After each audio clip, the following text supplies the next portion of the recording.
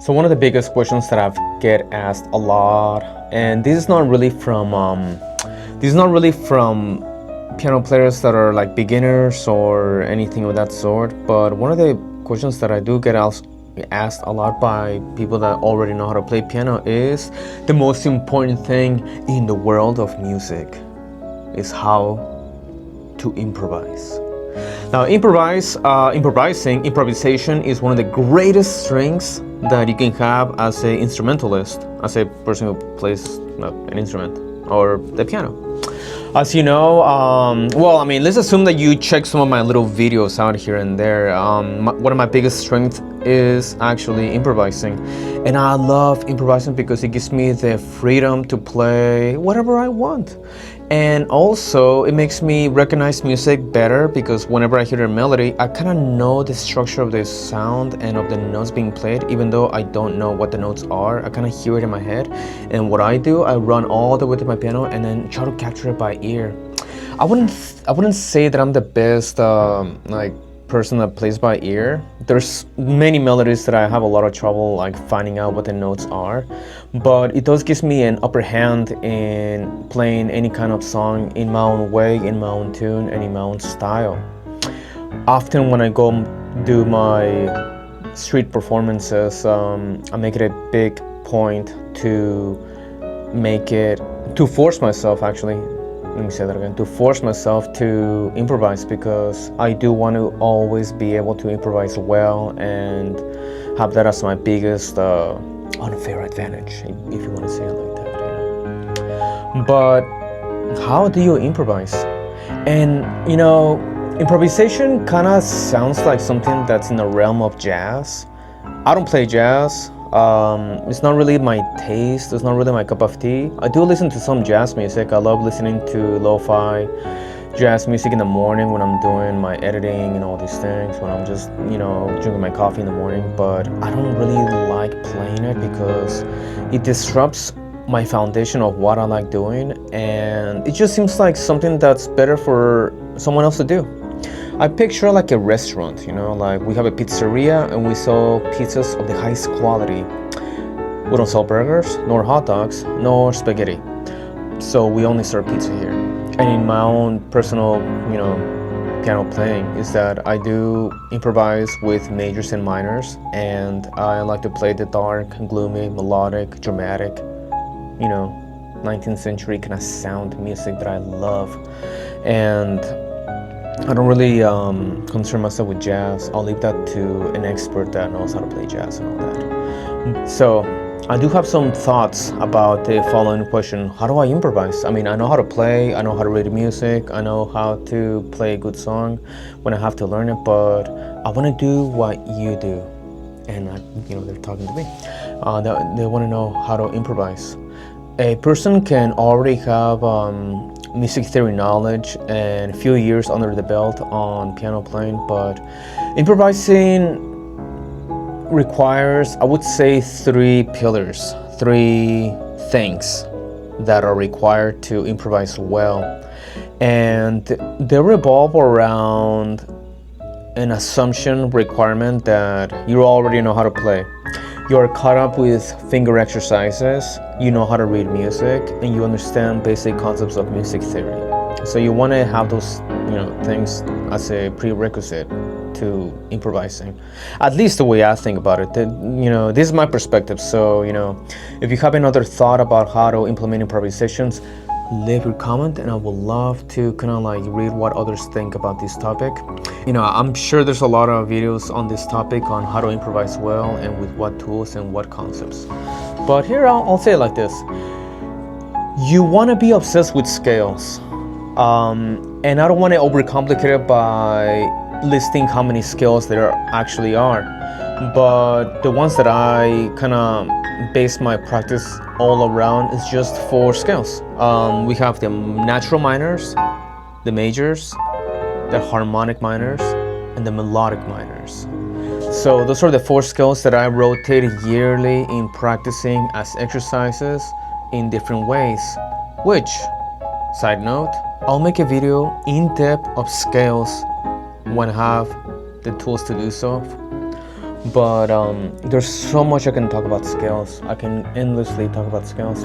But I do want to say that you want to be obsessed with scales. Like, you want to practice scales in any way possible. And depending on what kind of music you like, you might want to focus on certain scales. But I don't like the idea that only jazz music can have the privilege to improvise. I mean, that seems to be the overall idea of what jazz is. And classical music is strictly to be written, read, and played.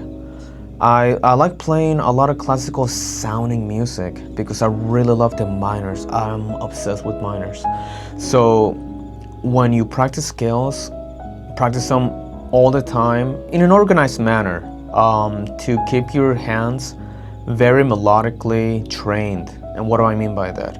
When you're practicing scales, you want to practice at a slower, very slow rate with the metronome on, very organized, but you go up and down. And there's no way I can talk about specifics here, but I'll just say this. You want to practice scales slowly, and then really fast, and then really slowly again. You want to practice one type of scale for 3 months. I mean, this is what I do. In the beginning of this year, I was practicing I'll put it this way. I was practicing the natural minors from January to the end of March.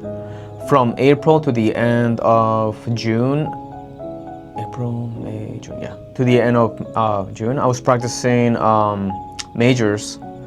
From July to the end of September, I was practicing the harmonic minors.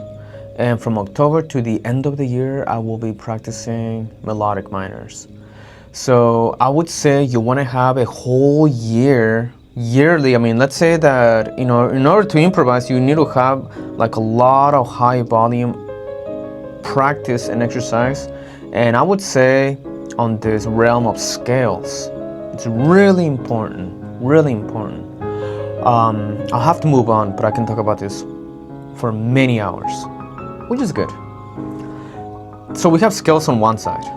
On the other side, we have chord progressions, and I'm gonna say them in that order because as you're practicing scales and you know them very well, you're gonna start recognizing that each note has its own little triad chord. And then once you know and memorize the type of chords there are, let's put it this way. On a minor scale, we have the first note. Let's keep it simple. On the A minor scale, we have the first chord of A. Second chord will be B, B diminished. Third chord will be C, C major. Fourth chord will be D minor. Fifth, well, this one's a either or. I prefer a major fifth, and then a major sixth, F chord, and then a G major chord on seventh. Once you start memorizing those chords, you can start arranging them, and you can begin with the simple, well, I'm getting ahead of myself. Once you memorize those chords, you're gonna start recognizing that there's a system to these chords, like listing, like from 1 to 7, and they're systematically identified with the Roman numerals. If you have theory background, you already know this, but you want to start memorizing all these chords, and I would say stick with one scale that you want to memorize these chords for. And as you're memorizing these chords, you want to remember their shapes because there's different types of shapes that are very similar to one another. And you want to memorize how to recognize them very quickly on the piano. Once you can start memorizing the order listing of the chords for each scale, you're going to start memorizing combinations. Once you can utilize memorized chord progressions, you can start linking chords from another scale to the scale that you're in, and then you're gonna have a thing called modulation where you can start jumping from one scale to another due to chord progressions. Now, I'm not a music theory expert, so I'm just throwing it down how I think about it as of now. So, and those are the only two things. On the right hand, you have the melodics of the scales, and on the left hand, you have the structure blocks of chords. You link them together. But I did say three things, three pillars. So what's the third thing? You know how there's always a X factor to certain things? That would be it, the X factor, which is you personally. This is who you really are. What taste of music you have. Do you actually love music? What songs do you really love that you will never stop playing? What movies do you watch that links to the sounds and music that you like? All these things are very important, because you can have a person that is not really passionate, very well inclined to music, but they want to improvise. And even if they know the tools of the scales and the chord progressions, the X factor will be missing. And I don't think it would be, I don't want to sound too absolutist, but I'll say it like this. I don't think it would be possible to improvise well if you don't have that X factor. The X factor is your personality, your taste, the influences you've been gathering all these years of playing music.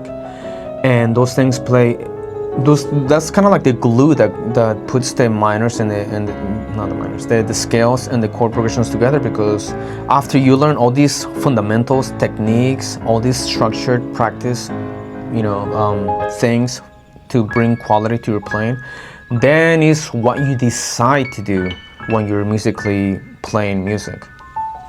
And that is something that cannot be taught. That is something that cannot be learned. That is only something that could be developed through a personal, from a human being. At last, we do find ourselves in a world of AI, and AI can generate any type of music, and that's okay. I think we're very far away from seeing an actual robot playing the piano very well, or any instrument. So, there might not be a lot of value in playing music in the future, but there is a lot of value in expressing yourself and connecting to other human beings. Because after all, when you improvise whatever you really do like and love, and other people love it, they will feel it, and that is one of the greatest satisfactions in the world of music. So, what do you think? Does that make sense? You have scales on one hand, you have chords on the other hand, and together with your own personality, your taste, your influences, your experiences, your perspective, all these things, put them together, and then you can bring out a good improvisation session for anyone to love, hear, and enjoy. So that's it. Three things: scales, chord progressions, and the X factor, which is you. Let me know what you think about all this. Drop a comment, like, subscribe. I'm gonna get better on these videos, but I really appreciate your focus and attention. And if you made it all the way to the end, thank you so much, and I will see you on our next video. Thank you.